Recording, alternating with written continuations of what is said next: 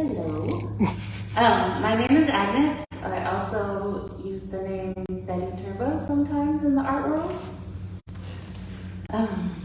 That's what I wanted to know. Are you Betty Turbo today or Agnes? I don't know. I've been less Betty Turbo lately, so maybe it's a pandemic times evolution. I'm not sure.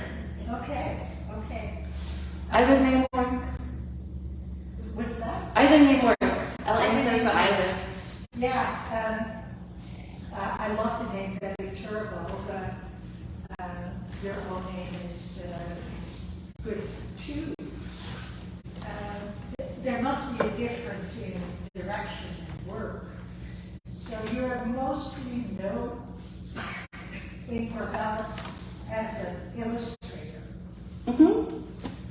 But here, you've given us a whole collection of installation, really, of three-dimensional pieces. So tell us a little bit about the background of how these two relate to each other, how you came to go from being an illustrator mostly to what you're showing today, and what are these? Sure. So in the very early quarantine times, spring of 2020, when everything was feeling really wild and we had no idea what was going to happen, I definitely felt the need to be making art, and I felt space to go in a different direction than I had been, and with everything very unknown. One of the things on my mind was, what kind of art practice could I sustain if I couldn't leave the house and I had to reuse materials I had around and I didn't have a bunch of money to spend on supplies. So I started looking at the pile of New Yorkers and cardboard boxes.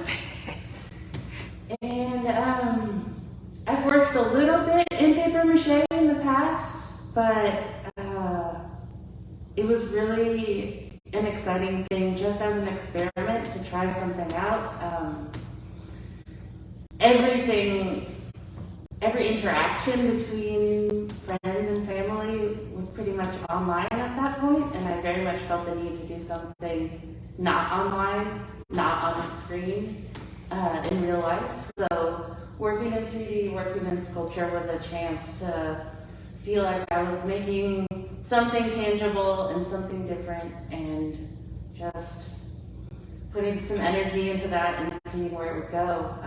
And a few people have commented that they think the sculptures have a very graphic nature to them, like they look like 3D illustrations in a fashion, because they're not attempting to be photorealistic, but they're decorative and whimsical in the same kind of way. And also a lot of my illustration practice is in the food industry, so they're not unrelated in that manner either. I would like to mention to the audience that your questions are take preference over mine. So please raise your hand if you feel something needs to be brought up, and we'll do that. What was the fun of paper mache? Well, it's very satisfying, just the nature of the process, being very messy, being very whole body involving, and that was freeing in a way that I hadn't felt in a while, having spent most of my time drawing on the screen. And I think it's also something that a lot of people only sort of consider in the realm of lowbrow or a kid's activity, and there are obviously fine artists in history that have worked in paper mache, but I think it's approachable in a way that makes it fun for people to check it out and consider it, because it's everyday materials and I'm working with everyday subject matter, and so it has an entertainment value in that way that allows more people to engage with it. Here's a question. Specifically, what was your process? You mentioned magazines and cardboard. Yeah, so the very first first paper mache piece that I think of as kind of the beginning of this project isn't here, but I stuck a little picture of it on the artist statement. So when I was looking at the pile of New Yorkers as raw materials, I really wanted to make something that was conceptually related to the materials I was using. So I had a funny experience listening to Helen Rosner, who's a food writer for the New Yorker, who had shared this story about when she shared her favorite roast chicken recipe. And one of her pro tips was she likes to dry the skin with a hair dryer to make it really dry so it gets very crispy. But the photo explaining that circulated around the world without context. And so she went viral, like in all these different countries, with people saying, "This idiot woman thinks you can cook a chicken with a hair dryer." So I made a roast chicken, and I made it into a hat and put it on my head, and I made a hair dryer. And that was the first piece. So what I do is I built up the forms with cardboard boxes that I cut up and crumpled paper and a whole lot of masking tape, and make that into a 3D form, and then made regular old paper mache paste from flour and water and cut up those New Yorkers and some supplemental newspapers and glued it up till it became something else. Yeah. Did you use real life models of the, pickles and things, or did you go from drawings or just freeform? That's a great question. Some of them are inspired by very particular moments or very particular images. So this piece is an ode to a family member who's no longer living, who was a great celebrator of food at family gatherings, and one of his traditions was always to make a relish tray. And after I had started this project, I had a dream that I was making a paper mache version of it. So I thought, well, obviously I need to do that for real. So I got a picture from a family member of the last one that he made, and I made the objects Can that you were in hold it. it up a little bit?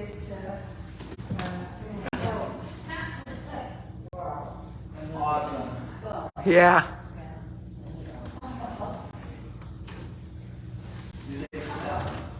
Not that I know of, but take a whiff and let me know. How do you decide on a particular subject? Food. Why didn't you go for cars or, I don't know, plants? I always come back to food a lot, no matter what medium I'm working with. It's a favorite topic for me because I think it's very real and part of our everyday lives, and so it's accessible to a lot of people in that way. But it's also such a juicy place to find stories, history, learn about each other, take care of each other. And so in the early lockdown times when I couldn't see anyone and all I wanted was to have my friend over for tea or have a dinner party, like I really wanted that gathering feeling. And so my original pieces that I started with, I have a Patreon, and I asked the people who follow me there to suggest what they would bring if we were having an imaginary dinner party. So I just used that as sort of a generative list that I started. I think the plate of chocolate chip cookies in the installation is the only piece actually from that list. I didn't do them all, but that just was an idea that I kept coming back to, and was something that was fun and colorful in a way that was consistent with other work that I do. A And lot of food isn't that colorful. There's a lot of brown going on. yeah, a lot of beige. So, speaking of beige, the pudding, or I call it a pudding. I don't know if it's a cake or a pudding. I hope it's a pudding. Could you tell us a little bit about that? And it's one of my favorite pieces because of the detailing you have all there. You mentioned something about photorealism versus. So could you tell a little bit about how you approach that when we're talking about the pudding? Sure. Okay. Well, I've always really liked the imagery of retro gelatin and desserts, and I painted them and used them in artwork before. I just think they're kind of bizarre, and they are always colorful. This piece in particular was sort of a reminder to myself, like, it was difficult for me to work in this process that was not very controllable, that was unpredictable, that would dry and warp in a funny direction, that I could not force to fit in an outline how I usually draw. So the unpredictableness is mostly in shape.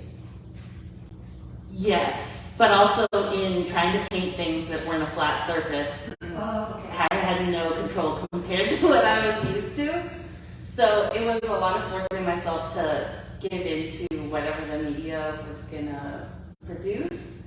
And when I did a few versions of Jello bowls, and I was trying to think in the limited tools that I had at my disposal for this, what could I do that would give it a little more sense of that wobble, because obviously it's not shiny, it's not transparent, and it's not going to jiggle, but I wanted it to feel a little wonky in some way. So that was how it turned out like that. I just wanted it to feel festive and celebratory, and the decorative texture pattern is one that I've used on a lot of pieces, so it's just sort of a consistent treatment that was running through a lot of them.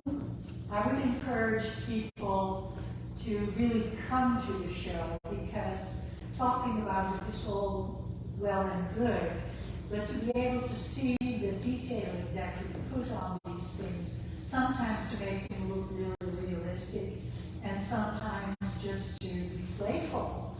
I think, now that I mentioned playful, what does playfulness play a role in your work? And maybe specifically this work, but I think your other work also has.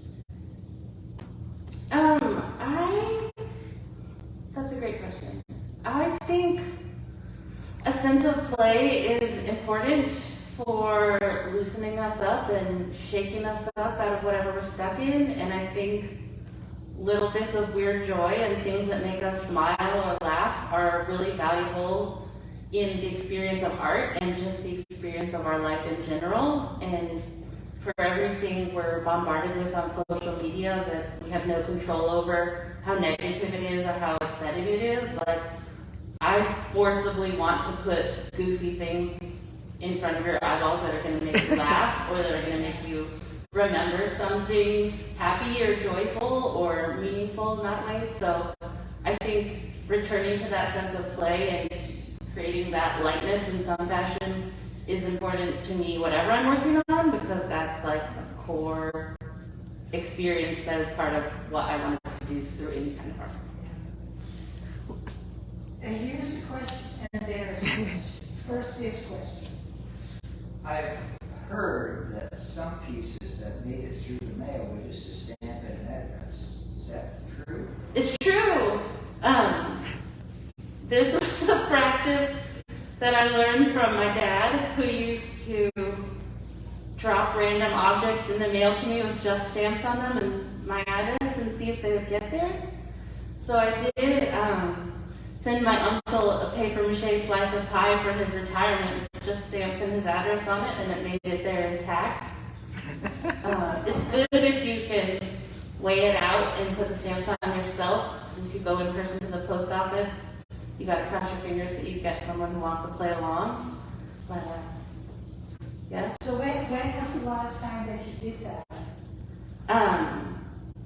Probably a year ago. Okay. Because I heard that you could send a coconut in the mail from Hawaii to here, but that the post office is becoming reluctant. Yeah, they don't always like it. It's definitely not a guarantee. I wouldn't do it with a large precious item. But I think we need to challenge the post office as much as we can. Sure. In this area. There was a question over there. Well, so kind of the flip side of the playfulness, you have a lot of pieces that are very message oriented, or they resonated with me. Like the title of your show, We Feed and Nourish Each Other, and basically looking at the abundance of life instead of the scarcity. And I really appreciated that. So did that kind of theme bubble up as you were making these, or something that you had in mind at the start? I think that a lot of the messaging is central to making art around food culture anyways, which is why I come back to it. But I also deliberately started to focus this series in that direction. I participated in a show in late 2020 that was called Paradigm Shift, and it was artists directly responding to all of the social change occurring during pandemic times. And while it's hard to think of, directly presenting solutions or presenting comfort to that point in time, I wanted to create messaging that felt affirming and inspiring, and I definitely think that's part of small-scale things like a dinner party with friends, and also large social change and people uniting and working together on more important tasks. So food, I think, is a big expression of culture. It's something that people really bring.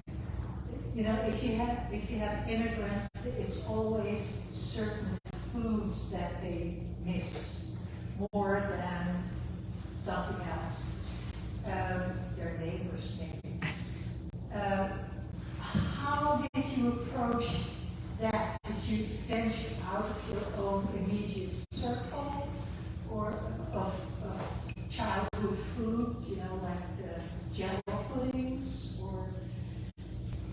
I tried to get as much input from different places as I could, and to discuss this with people online, both people that I knew and didn't know directly. And I did research into different traditional foods that had sort of mythological storytelling around them. One of the pieces, like the stargazer pie with the fish heads in it, that's in the installation, is an actual tradition from Cornwall. And so there was a story of a fishing village, and it had been a really hard winter and no one was catching anything, and it was Christmas Eve and they didn't know if they were all going to starve, and one fisherman went out and the ocean provided enough food that everyone survived and had all the fish they wanted to eat for the rest of the winter. And this dish was presented with the fish looking to the stars, and I love hearing all of those stories.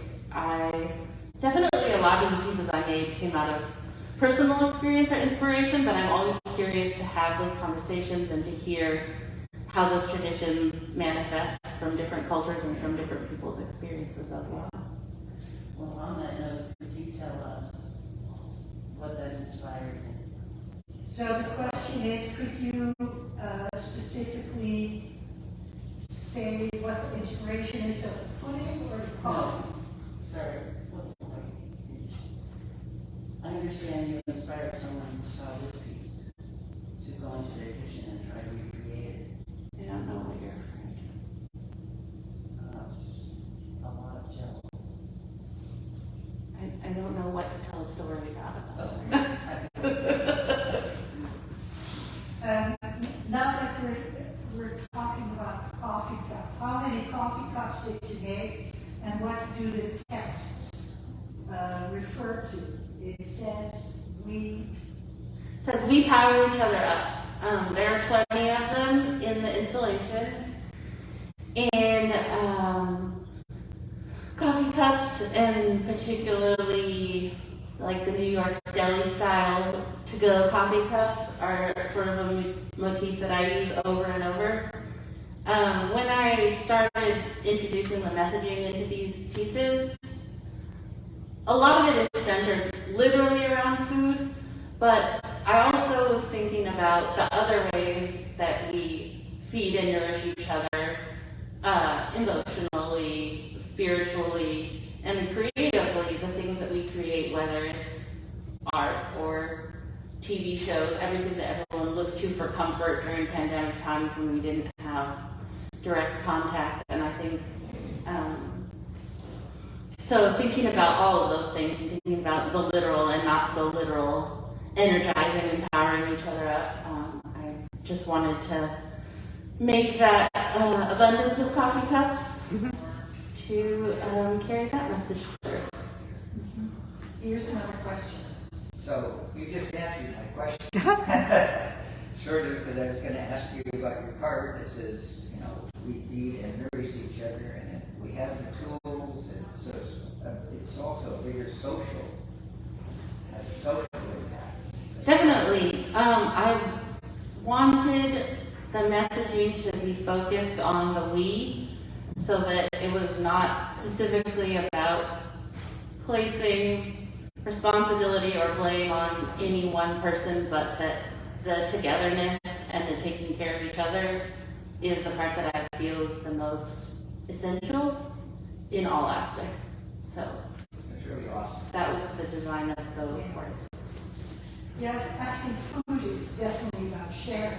Here's another question in front. Yeah, while you were talking, I'm a poet, so I was looking at your pieces and thinking about how you can take the same thing in a poem and make it about different things. For me, food, I love to cook, but I especially love to cook old family recipes. And recipes from people I remember from my childhood. Mm-hmm. And that's like a gift from the people who loved me when I was little. Mm-hmm. And so, you know, I was thinking, okay, if I were doing this, I'd probably end up with a whole group of them that,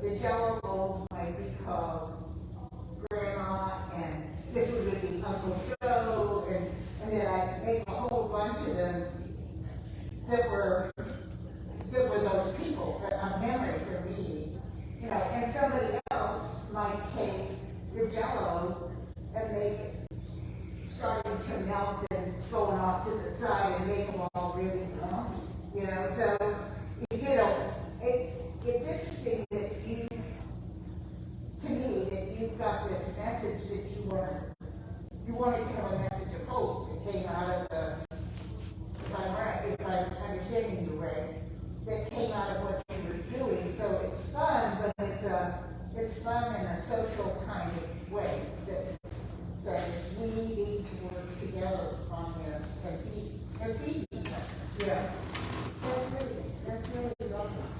I really like to shoehorn time travel into any conversation. And so that was another way that I approached this series conceptually, is that I think that creation of art or creation of anything is a form of time travel, in that I do believe social change is influenced by talking about wild visions we have for the future, whether that seems realistic or attainable now or not, whether it's science fiction, whether it's, you know, a work of art with positive messaging that doesn't feel true yet.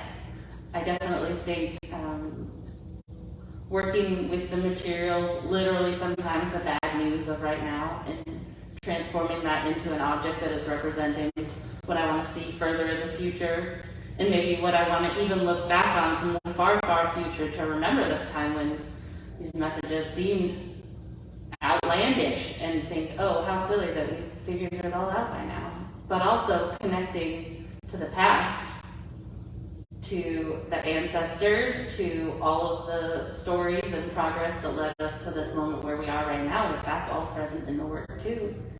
And left some of the sculptures on their raw cardboard box ancestors in there also.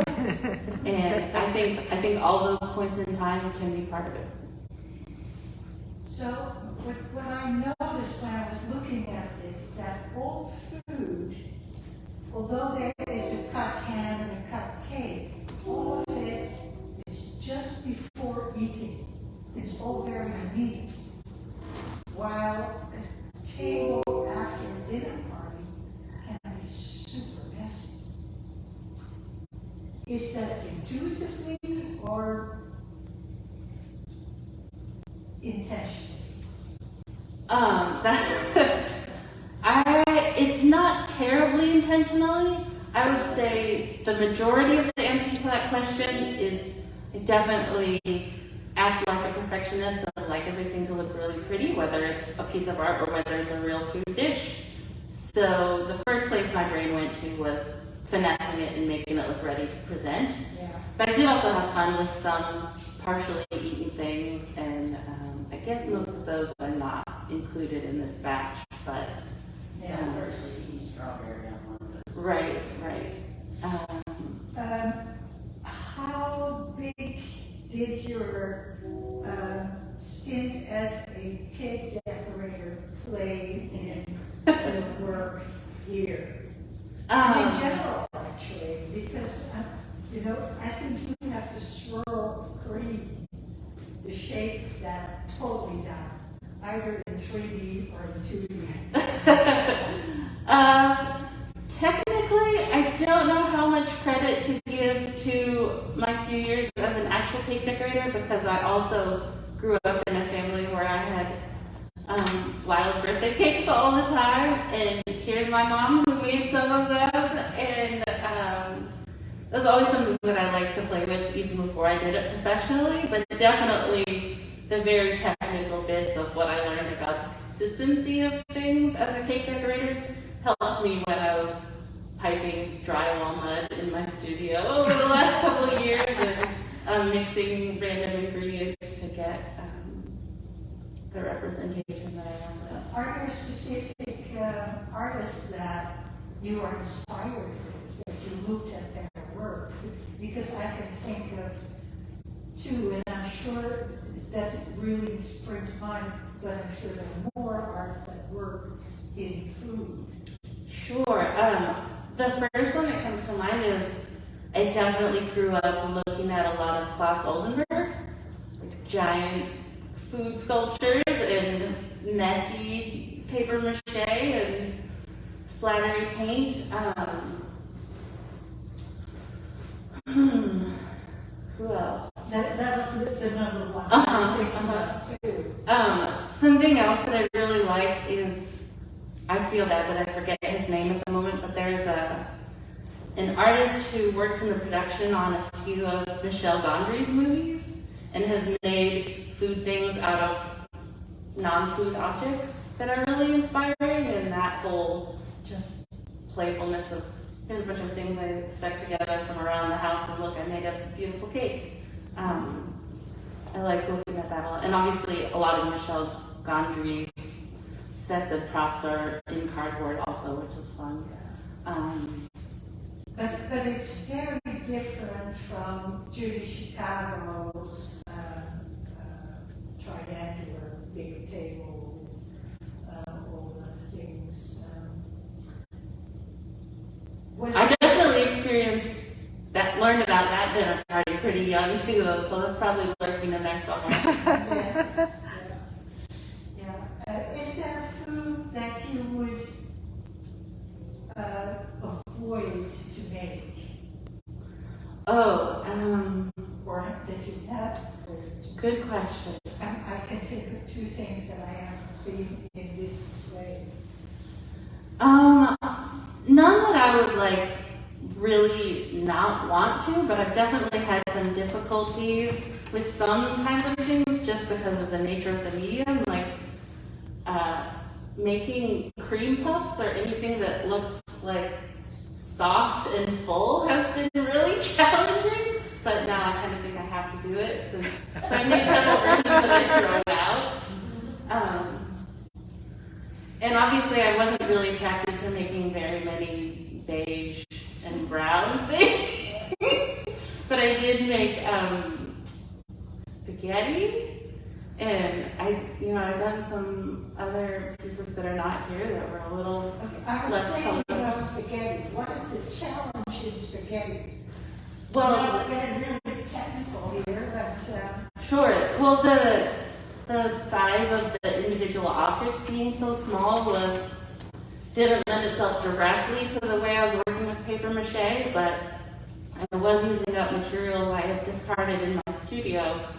And something that I had was fake flowers that I had made with a Japanese air dry deco clay. So it was wire that was covered with enough of this air dry clay to be spaghetti thickness, but it was still flexible.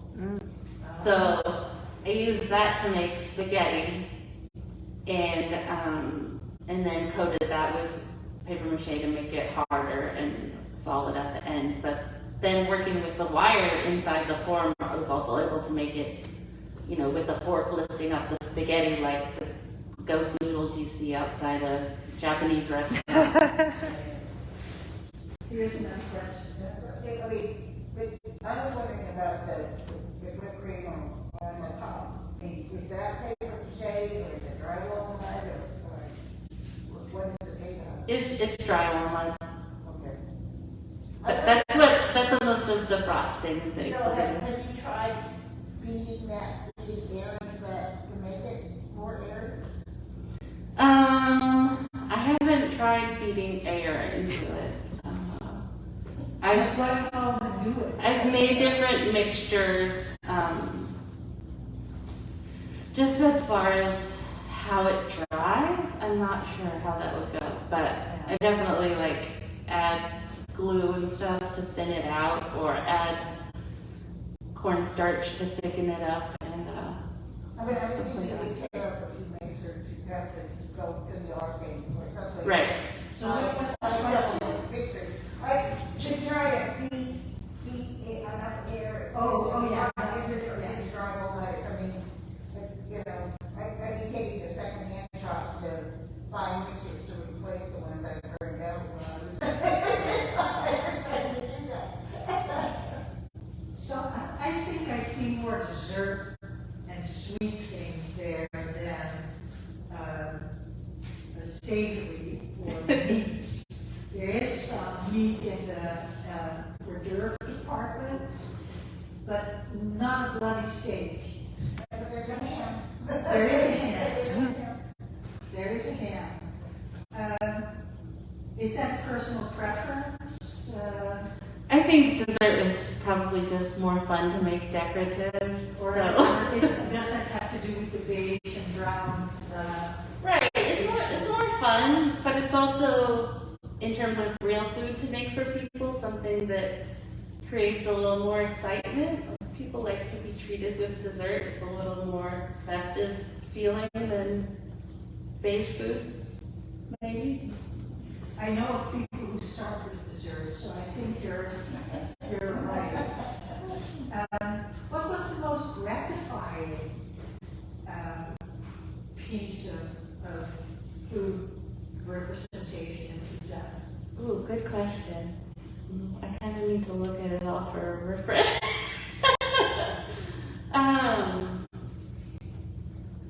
Well, the fish pie is very impressive.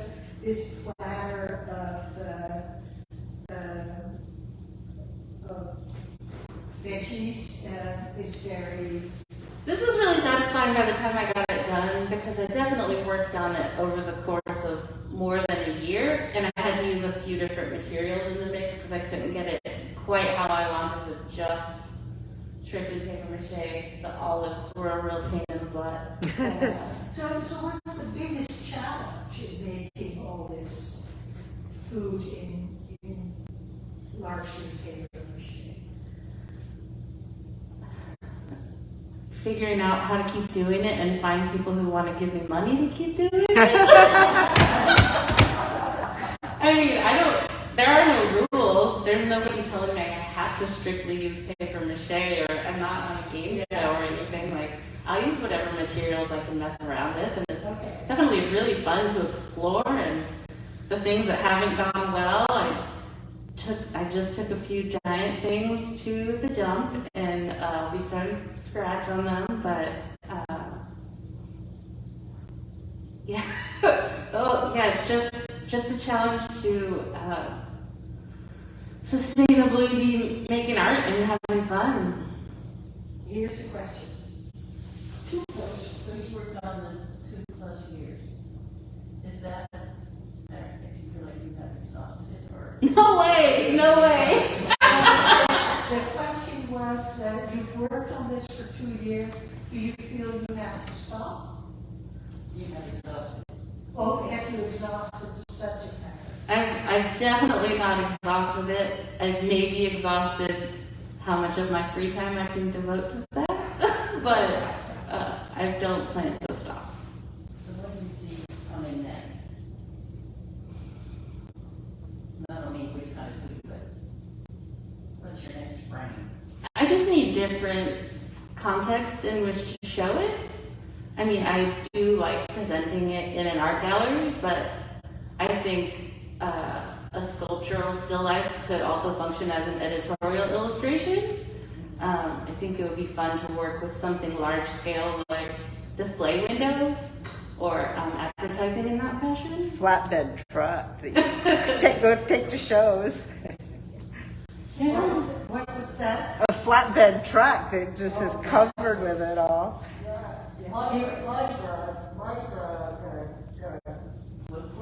Bigger and bigger, I guess.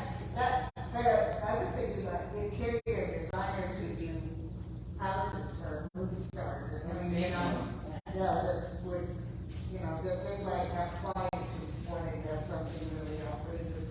Yeah, I'm working with a few photographers who want kind of weird, unique props to create sets for photo shoots. What would be the kind of food or maybe the specific piece that you really do not want to part with? And why not? That I do not want to part with? Well, I have a piece at home that didn't make it into the show, which is a baguette as long as my body. Nice. Maybe I'd part with it if I make some more. It was really, really involved making it, and it was really challenging to get any good photographs of it because of its odd proportions. So I feel kind of attached to it, but I can make more. Another question here. I like the little tiny plates, food that you made. I think they're Japanese, or some of them have sort of an influence. I was wondering, when you start the plate, do you already know what you're going to put on it, or does that come with you? Because each one has different food on it. Oh, good question. I'm trying to remember. I think most of them I created the plates after the fact, like I made something and mocked up how I wanted it to be arranged and then decided what kind of plate it needed. Yeah, they're very deep. But I did make some of the plates and platters in batches so that I would have some just lying around when I thought of something new. But Yeah, they're really detailed and it looks so real. You draw them, you draw them.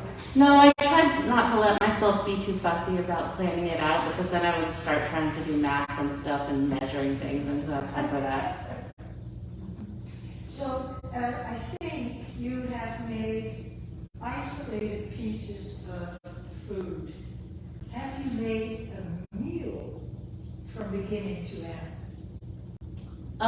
So starter, main dish, dessert, what to drink with it. Not specifically, not yet. If you would, what would you choose? What kind of meal would you choose? Oh, well, that would take a lot of thought. One of my favorite podcasts over the last couple of years that I definitely listened to a lot while working on this is called Off Menu, and it's a couple of British comedians interviewing people in an imaginary dream restaurant about what their dream meal is from start to finish. So I have given it a lot of thought, but my answers aren't ready. I'm not sure. Yeah, how would your, the most iconic meal in the United States, I think, is Thanksgiving dinner. How would your Thanksgiving dinner look like? That's a difficult one because I love the gathering and piles of food aspect, but I don't really eat traditional Thanksgiving foods. I don't eat turkey, and I've already made a roast chicken. Who eats a traditional Thanksgiving dinner? Nobody seems to like turkey. It shows up. Too much beige. Yeah, that's true. I did have a pan of cheese, but also didn't make it in sort of Mashed some of potatoes that. would be, Of that. I can see herrings with a fur coat as one paper mache. Oh, that could be fun. That's very colorful. what Um, that?